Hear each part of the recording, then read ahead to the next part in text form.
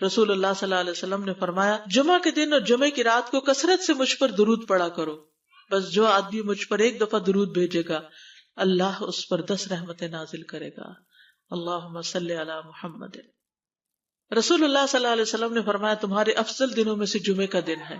اسی دن آدم علیہ السلام پیدا کیے گئے، اسی دن ان کی روح قبض کی گئی، اسی دن سور پھونکا جائے گا اور اس دن سب لوگ بے ہوش ہوں گے. اس لیے اس دن مجھ پر کثرت سے درود بھیجا کرو کیونکہ تمہارا درود مجھ پر پیش کیا جاتا ہے.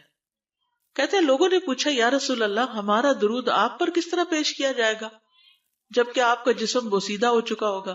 تو آپ نے فرمایا بے شک اللہ عز و جل نے انبیاء کے جسموں کو زمین پر حرام کر دیا ہے، یعنی فرشتوں کے ذریعے آپ تک درود پہنچایا جاتا ہے. انبیاء کے جسموں کو مٹی نہیں کھاتی، صحیح سلامت ہوتے ہیں ان کے جسم. سورۃ الکہف پڑھنا، نبی صلی اللہ علیہ وسلم نے فرمایا جو شخص جمعہ کے دن سورۃ الکہف پڑھتا ہے تو اس کے لیے دوسرے جمعے تک نور روشن رہتا ہے. غسل کرنا، ہر بالغ پر جمعہ کے لیے جانا ضروری ہے اور ہر وہ شخص جس پر جمعہ کے لیے جانا ضروری ہے اس پر غسل ہے، یعنی اس کو لازمی غسل کرنا چاہیے، اللہ یہ کہ کوئی مجبوری ہو. تو آپ اپنا اسکیجول اس طرح بنائیں نا کہ جیسے اگر آپ ہر روز نہاتے ہیں پھر تو کوئی مسئلہ نہیں، لیکن اگر آپ ایک دن چھوڑ کے ایک دن نہاتے ہیں تو آپ پھر اس طرح اسکیجول کریں کہ جیسے آپ منڈے کو نہائے، پھر وینسڈے کو نہائے، پھر جمعے کو نہائے، پھر آپ سیٹرڈے سنڈے اگر نہیں بھی نہاتے پھر منڈے. تو اس طرح آپ جمعے کو مس نہیں کریں گے. یہ نہیں کہ جمعرات کو نہا کے جمعہ کو چھوڑ دیا یا جمعہ چھوڑ کے ہفتے کو نہائے، ایسا نہیں کرنا چاہیے. علماء نے غسل کے حکم کے بارے میں اختلاف کیا. بعض تو کہتے ہیں یہ واجب ہے، یعنی فرض کے درجے میں ہے، اور جمہور علماء یہ کہتے ہیں کہ مستحب ہے، پسندیدہ ہے، افضل عمل ہے. حدیث میں آتا ہے جس نے جمعے کے دن وضو کیا اس نے اچھا کیا اور جس نے غسل کیا تو یہ افضل ہے. صفائی میں مبالغہ ہوتی نا، ویکلی صفائی آپ کو کرنی ہوتی ہے، یعنی جیسے ناخن وغیرہ کاٹتے ہیں یا پھر اپنے زائد بال وغیرہ اتارتے ہیں، تو یہ سب چیزیں اگر جمعے کے دن ہو تو زیادہ بہتر ہے. نبی صلی اللہ علیہ وسلم نے فرمایا جو شخص جمعے کے دن اچھی طرح غسل کرے، اچھی طرح سنوار کر وضو کرے، اپنے بہترین لباس میں سے پہنے، یعنی جمعے کے دن باقی دنوں کی نسبت اچھا لباس پہنے، اللہ نے اس کی قسمت میں گھر والوں کی جو خوشبو لکھی ہو وہ لگا لے، یعنی گھر میں جو بھی خوشبو ہے. پھر جمعہ پڑھنے آئے تو لغو کام نہ کرے، 2 آدمیوں کے درمیان جدائی نہ کرے، یعنی 2 لوگ بیٹھے ان کے بیچ میں گھس کے بیٹھ جائے. اس جمعے اور دوسرے جمعے کے درمیان کے پورے ہفتے کے گناہ معاف کر دیے جاتے ہیں. پھر مسواک کرنا، جمعے کی سنتیں بتاتے ہوئے آپ نے فرمایا اور تم پر مسواک کرنا لازم ہے. اچھا لباس پہننا، نبی صلی اللہ علیہ وسلم نے فرمایا اگر ممکن ہو تو جمعہ کے لیے اپنے کام کاج کے کپڑوں کے علاوہ 2 کپڑے اور بنا رکھنے میں کیا حرج ہے. اسپیشل ڈریس رکھے جو جمعے کو ہی پہن لے. خوشبو لگانا، یعنی خوشبو لگائے، حدیث میں آتا ہے چاہے وہ عورت کی خوشبو سے ہو، یعنی آپ کی اپنی نہیں، بیوی کی خوشبو پڑی ہو وہی لگا لو، لیکن لگاؤ. تیل لگانا، جو شخص جمعہ کے دن غسل کرے اور جس قدر ممکن ہو پاکیزگی حاصل کرے اور اپنے تیل میں سے تیل لگائے یا اپنے گھر کی خوشبو میں سے خوشبو لگائے. پھر نکلے کہ 2 آدمیوں کے درمیان تفریق نہ کرے، جتنی مقدرہ نماز پڑھ لے اور جب امام بات کرے تو خاموش رہے. اس جمعے سے لے کر دوسرے جمعے تک اس کے گناہ بخش دیے جاتے ہیں. جمعہ کا وقت، سورج ڈھلتے ہی جمعہ پڑھنا، سورج ڈھلتے ہی جمعہ پڑھنا، اول وقت جمعہ پڑھنا، بہت لیٹ نہیں کرنا چاہیے. ایاس بن سلمہ بن اکوع اپنے والد سے روایت کرتے ہیں، انہوں نے کہا کہ ہم رسول اللہ صلی اللہ علیہ وسلم کے ساتھ جمعے کی نماز پڑھ کر واپس لوٹتے تھے تو دیواروں کا سایہ اتنا نہیں ہوتا تھا کہ ان سے اپنے آپ کو سایہ مہیا کیا جا سکے، یعنی ابھی سورج بہت تھوڑا ڈھلا ہوتا تھا. ہاں گرمی کی شدت میں تاخیر کی اجازت ہے. مسجد میں داخلہ، مسجد کی طرف جلدی نکلنا، تحیت المسجد ادا کرنا. عمر بن دینار کہتے ہیں انہوں نے جابر رضی اللہ عنہ کو کہتے ہوئے سنا کہ ایک شخص جمعہ کے دن مسجد میں داخل ہوا اس حال میں کہ نبی صلی اللہ علیہ وسلم خطبہ دے رہے تھے. تو آپ نے فرمایا کیا تم نے نماز پڑھی؟ اس نے کہا نہیں. تو آپ نے فرمایا کھڑے ہو 2 رکعتیں پڑھو. اب یہ بڑا اہم مسئلہ ہے، مسجد میں داخل ہو چاہے خطبہ ہو رہا ہو 2 رکعت پڑھے بغیر نہ بیٹھو، ٹھیک ہے. اور یہ کیا ہے؟ دراصل تحیت المسجد، یہ جمعے کی سنتیں نہیں ہیں، یہ کیا ہے؟ تحیت المسجد ہے. اور مختصر پڑھی جائیں، یعنی امام جب خطبہ دے رہا ہو تو چاہیے کہ 2 رکعتیں پڑھے اور دونوں میں اختصار کرے. نماز سے قبل ہلکا بنانے کی ممانعت، مثلا آپ جلدی چلے گئے تو یہ نہیں کہ ایک گروپ بنا کے آپس میں گپ شپ شروع کر دیں، نہیں، سیدھے ہی لائنوں میں بیٹھیے. انتظار کا وقت کیسے گزاریں گے؟ نفل پڑھ کے بیٹھ گئے، ذکر اذکار کریں، قبلے کی طرف رخ کر کے لائنوں میں بیٹھیں، حلقہ نہیں بنائیں، بیٹھ کے خرید و فروخت نہیں کریں، تاخیر سے آنے پہ گردنیں پھلانگ کے نہ آگے جائیں۔ رسول اللہ صلی اللہ علیہ وسلم نے فرمایا ٹیک لگا کے مت کھاؤ، یہ عام ایک ادب بتایا، یعنی اس طرح ٹیک لگا کے نہیں کھاؤ، کھانے کے وقت سیدھے ہو جاؤ۔ چھنے ہوئے آٹے کی روٹی نہ کھاؤ، میدا۔ مسجد میں کوئی جگہ مقرر نہ کرو کہ یہ میری جگہ ہے، آپ کیوں آج یہاں کھڑی ہو گئی، کہ تم اسی میں ہی نماز پڑھو۔ کچھ لوگ ہوتے ہیں نا آ کے مخصوص جگہ ہی پڑھتے ہیں، اگر کوئی اور وہاں ہو جائے ڈسٹرب ہو جاتے ہیں۔ اور جمعہ کے دن لوگوں کی گردنیں نہ پھلانگو، ورنہ اللہ تمہیں قیامت کے دن لوگوں کے لیے پل بنا دے گا۔ کیونکہ بہت اذیت کی بات ہے نا، بیٹھے ہیں لوگ باقاعدہ بعض اوقات کندھوں پہ ہاتھ رکھ کے اس کو تنگ کر اس کو تنگ کر، تو یہ نہیں کرنا چاہیے۔ اگر آپ کو اٹھنا بھی پڑ گیا بیچ میں تو واپسی پہ پیچھے کھڑے ہو جائیے، اگلی لائن مل جائے گی۔ جی یہ تو بہت ضروری بات آپ نے کی کہ جب لوگ مسجد آئے تو پہلی صف میں بیٹھے، یہ نہیں پہلی چھوڑ کے آخری میں بیٹھ جائیں اور پھر لوگ ان کی گردنیں پلانگتے رہیں، دوسروں کے لیے فتنہ بننا۔ جابر بن عبداللہ رضی اللہ عنہ سے روایت ہے کہ جمعے کے دن رسول اللہ صلی اللہ علیہ وسلم خطبہ ارشاد فرما رہے تھے کہ ایک آدمی مسجد میں داخل ہوا، وہ قریب آ کر بیٹھنے کے لیے لوگوں کے اوپر سے گزرنے لگا۔ رسول اللہ صلی اللہ علیہ وسلم نے فرمایا بیٹھ جاؤ، تحقیق تم نے لوگوں کو تکلیف پہنچائی اور دیر سے آئے۔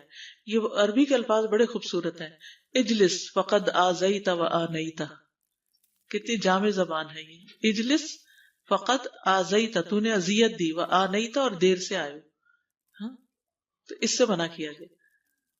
کسی کو اس کی جگہ سے نہ اٹھانا۔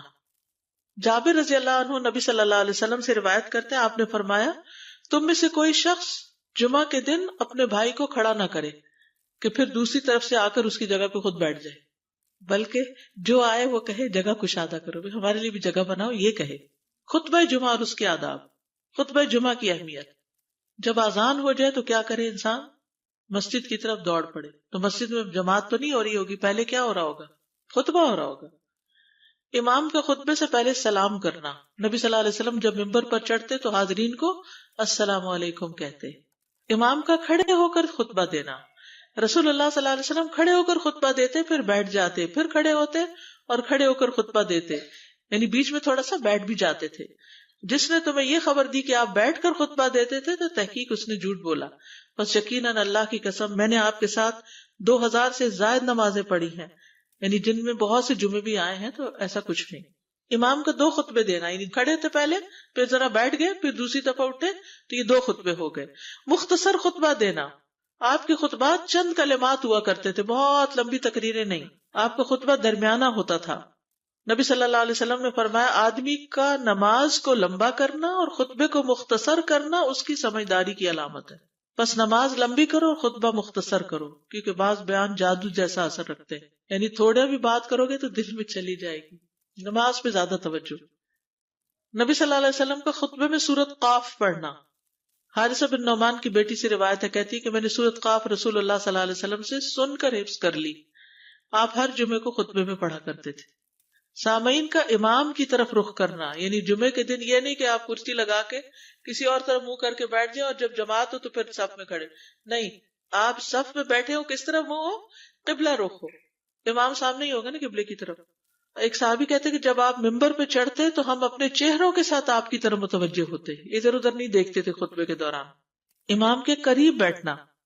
اللہ کے نبی صلی اللہ علیہ وسلم نے فرمایا ذکر میں حاضر ہوا کرو، یعنی خطبہ میں، اور امام کے قریب بیٹھا کرو، بے شک آدمی دور ہوتا رہتا ہے حتیٰ کہ وہ جنت میں بھی پیچھے ہی ہوگا اگرچہ وہ اس میں داخل بھی ہو جائے۔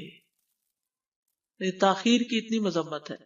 خاموشی سے خطبہ سننا، یعنی بات نہیں کرنی چاہیے، کوئی اہم بات بھی نہیں پوچھنی چاہیے۔ ابن مسعود سے روایت ہے کہ انہوں نے ابی ابن کعب سے قرآن کی کسی آیت کے بارے میں سوال کیا جبکہ اللہ کے نبی خطبہ دے رہے تھے، تو انہوں نے اعراض کیا اور کوئی جواب نہ دیا۔ پھر جب آپ نے نماز پڑھائی تو ابی کہنے لگے تمہارا جمعہ ہی نہیں ہوا۔ تو ابن مسعود نے رسول اللہ صلی اللہ علیہ وسلم سے پوچھا تو آپ نے فرمایا ابی نے سچ کہا، کوئی بات کرنے کی اجازت نہیں، یہ کہنے کی بھی کہ چپ ہو جاؤ یہ بھی اجازت نہیں۔ عبداللہ بن مسعود کہتے کہ جب امام جمعہ کے لیے آ گیا پھر تمہارا اپنے ساتھی سے یہ کہنا کہ خاموش رہو لغویت کے لیے کافی ہے، یہ بھی لغو بات ہے۔ کوئی لغو حرکت نہ کرنا، کنکریوں سے نہ کھیلنا، فون سے نہیں کھیلنا، میسیجز چیک نہیں کرنا، انگلیوں میں انگلیاں ڈال کے پٹاخے نہیں بجانا، گوٹ مار کے نہیں بیٹھنا. گوٹ مار کے کیسے بیٹھتے ہیں؟ گھٹنے اوپر کر کے اور یوں ایسے گھٹنوں کے گرد ہاتھ ڈال کے. کئی دفعہ ایسے نظر آتا ہے کہ خطبے میں لوگ اس طرح بیٹھے ہوتے ہیں کیونکہ پتہ نہیں ہے. یعنی آپ چوکڑی مار سکتے ہیں. آپ سب سے افضل پوزیشن تو یہ ہے کہ جیسے نماز کے اتحیات میں ہم بیٹھتے ہیں، لیکن کچھ لوگ اس طرح بیٹھ نہیں سکتے، چلے کرسی میں بیٹھ جائیں. اگر کرسی نہیں ہے، نیچے بیٹھے ہیں تو چوکڑی مار کے بیٹھ جائیں، مگر ٹانگیں اس طرح پیٹ کے ساتھ لگا کے گھٹنوں پہ ہاتھ کو بل دے کے اس طرح نہیں بیٹھے. اگر مجبوری ہے تو وہ اور بات ہے، لیکن یہ کہ بلا وجہ نہیں کرنا چاہیے کیونکہ ادب کے خلاف ہے. اونگ آنے پر جگہ بدلنا. نبی صلی اللہ علیہ وسلم نے فرمایا اگر جمعہ کے دن کسی کو مسجد میں اونگ آنے لگے تو اپنی اس جگہ کو دوسری جگہ سے بدل لے. کہ بعض اوقات ایسا ہوتا ہے نا، خطبے کے وقت بڑی سکینت ہوتی ہے اور آخری خطبہ تو آپ نیند میں ہی سنتے ہیں. نماز جمعہ کی رکعت 2 رکعت ہے فرض بس. جمعہ کی نماز 2 رکعتیں ہیں اور ان دونوں میں قرات ہوتی ہے. نبی صلی اللہ علیہ وسلم جمعے میں سبح اسم ربک الاعلی اور هل اتاک حدیث الغاشیہ پڑھتے. کبھی جمعہ اور عید کٹھے ہو جاتے تب بھی دونوں نمازوں میں یہی سورت پڑھتے تھے. ٹھیک ہے. اسی طرح صبح کی نماز میں جمعے کے دن الف لام میم التنزیل اور هل اتی علی الانسان کی قرات کرتے اور نماز جمعہ میں سورۃ الجمعہ اور منافقین کی تلاوت کرتے. یعنی یہ بھی ملتا ہے. فرض کے بعد 2 رکعت پڑھنا. عبداللہ بن عمر سے روایت ہے انہوں نے رسول اللہ صلی اللہ علیہ وسلم کی نفل نماز کو بیان کیا اور کہا کہ آپ جمعے کے بعد کوئی نفل نماز نہیں پڑھتے تھے حتیٰ کہ واپس تشریف لے جاتے پھر اپنے گھر میں 2 رکعت پڑھتے تھے. اب جو لوگ گھر نہیں جاتے تو پھر وہیں پر وہ پڑھ لیتے ہیں، ورنہ آپ صلی اللہ علیہ وسلم اپنی سنتیں وغیرہ گھر میں پڑھتے تھے. اور اسی طرح 4 بھی پڑھی جا سکتی، 2 بھی ہیں 4 بھی ہیں. آپ صلی اللہ علیہ وسلم نے فرمایا جب تم میں سے کوئی جمعہ پڑھ چکے تو اس کے بعد 4 رکعتیں پڑھے. یہ آپ کا حکم ہے. تو جب آپ کا 2 چیزیں ہوتی ہیں سمجھنے کے لیے، ایک آپ کا فعل ہوتا ہے اور ایک آپ کا حکم ہوتا ہے. تو ہمارے لیے کیا ہے؟ جو آپ کا حکم ہو. جمعے کے بعد کوئی اور نماز پڑھنے سے پہلے گفتگو کرنا، یعنی سنت پڑھنے سے پہلے گفتگو کرنا.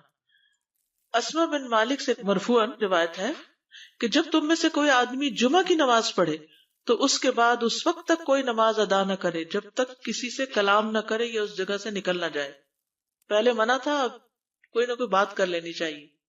نہیں سمجھ آئی؟ یعنی جمعہ پڑھ لیا آپ نے اور پھر کسی سے آپ سلام دعا کر لیں، اس کے بعد سنت پڑھیں یا نفل جو بھی. ٹھیک ہے. اور گھر جانا ہے تو گھر جا کے پڑھیں، اور اگر گھر نہیں جانا، کام پہ جانا ہے تو ادھر ہی پڑھ کے چلے جائیں.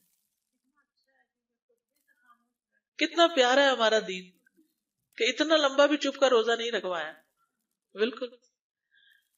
عاصم سے روایت ہے، وہ ابو قلابہ سے نقل کرتے ہیں، میں نے ان کے ساتھ جمعہ کی نماز پڑھی. جب میں نے اپنی نماز پوری کر لی انہوں نے میرے ہاتھ کو پکڑا اور میری جگہ پر کھڑے ہوئے اور مجھے اپنی جگہ پہ کھڑا کیا. وہ جو ہم چینج کرتے ہیں نا جگہ، وہ اس کی بات ہو رہی ہے. یعنی جمعے کے بعد کوئی اور نماز پڑھنے سے پہلے بات بھی کر لینا، جگہ بھی تبدیل کرنا. لیکن اگر کچھ لوگ پہلے سے ہی آپ کی سنتیں شروع کر چکے اور کوئی چینج کرنے والا نہیں تو پھر پڑھ لیجئے. یعنی یہ مستحب اعمال ہے، ان میں ایسا نہیں کہ کوئی گناہ لازم ہو جائے گا، لیکن افضل یہ ہے، افضل سے اجر زیادہ ہو جاتا ہے. جمعہ کے دیگر احکام. 1 رکعت پانے پر بھی جمعہ ادا ہو جاتا ہے. یعنی اگر کسی کو رش مل گیا، پارکنگ نہیں ملی اور 1 رکعت میں بھی پہنچ گیا تو جمعہ ہو گیا. امام سے دعا کا کہنا. انس کہتے ہیں کہ ایک سال نبی صلی اللہ علیہ وسلم کے عہد میں لوگ قحط میں مبتلا ہوئے. جمعہ کے دن میں نبی صلی اللہ علیہ وسلم کے خطبہ پڑھنے کے دوران میں ایک اعرابی کھڑا ہو گیا. کہا یا رسول اللہ، مال تباہ ہو گئے، بچے بھوکے مرنے لگے، اس لیے آپ اللہ سے ہمارے حق میں دعا کیجیے. آپ نے اپنے دونوں ہاتھ اٹھائے. اس وقت آسمان پر بادل کا ایک ٹکڑا بھی نہیں تھا. قسم ہے اس ذات کی جس کے ہاتھ میں میری جان، آپ نے ہاتھ اٹھائے بھی نہیں تھے کہ پہاڑوں کی طرح بادل کے بڑے بڑے ٹکڑے امڑ آئے. یہ معجزہ ہے آپ کا، آپ کی دعا قبول ہو گئی. پھر آپ ممبر سے ابھی اترے نہیں تھے کہ میں نے آپ کی داڑھی پر بارش کے قطروں کو ٹپکتے ہوئے دیکھا. اس دن خوب بارش ہوئی. پھر دوسرے دن، تیسرے، چوتھے، حتیٰ کہ دوسرے جمعے تک سلسلہ جاری رہا.